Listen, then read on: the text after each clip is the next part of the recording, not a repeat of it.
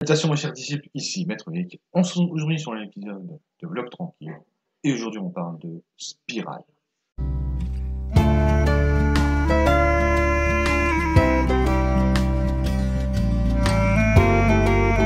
Spirale est un seinen manga de Junji Ito prépublié dans le magazine Big Comic Spirit entre 1998 et 1999, puis prépublié par Shogakukan en 3 volumes reliés sortis entre août 1998 et septembre 1999. La version française a été éditée par Tonkam dans la collection Frisson, en 3 tomes sortis entre juin 2002 et décembre 2002. Une réédition en une intégrale est prévue pour le 3 mars 2021. Kiri Goshima vit dans la petite ville de Kuruzu. Un peu isolée entre la mer et les montagnes qui l'entourent, c'est une lycéenne tout à fait normale, mais le père de son petit ami commence à se comporter de manière inquiétante. Il est obsédé par l'observation d'objets en forme de spirale.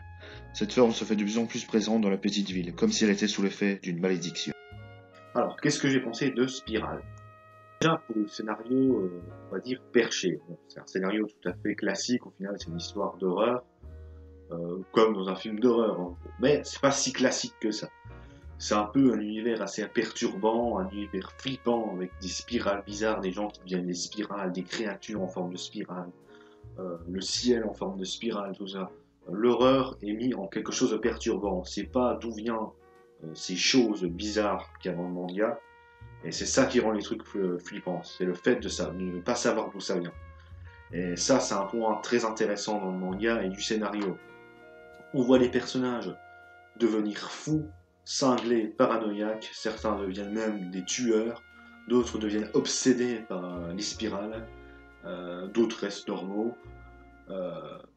Il se passe plein de trucs flippants dans cet univers, un univers perturbant qui peut te mettre mal à l'aise. Alors moi personnellement, ça ne m'a pas mis ultra mal à l'aise comme manga, mais c'est un manga que j'ai quand même trouvé glauque et très intéressant pour son univers assez perturbant. Je connaissais pas Junji Ito en tant que manga, je le connaissais de nom, mais j'avais pas encore lu ses mangas. J'étais assez content de lire un de ses mangas pour la première fois. Et j'ai envie de lire ces autres mangas. Je vois qu'il y a Des chances d'un homme, il y a d'autres trucs comme ça. Il est assez doué pour les mangas d'horreur et j'ai envie de m'intéresser à ce mangaka. Voilà.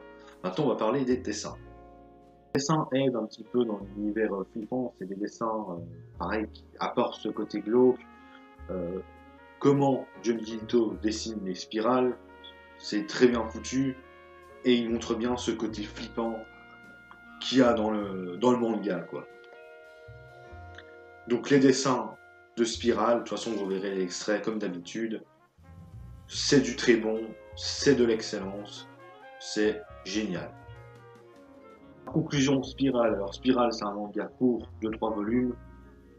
Moi, de ce que je vous conseille de Spirale, c'est que lisez-le pour son côté horrifique, pour ses dessins et pour ses personnages qui deviennent tous complètement barrés. Voilà. Donc lisez Spirale et moi je vous dis à la prochaine pour une prochaine vidéo.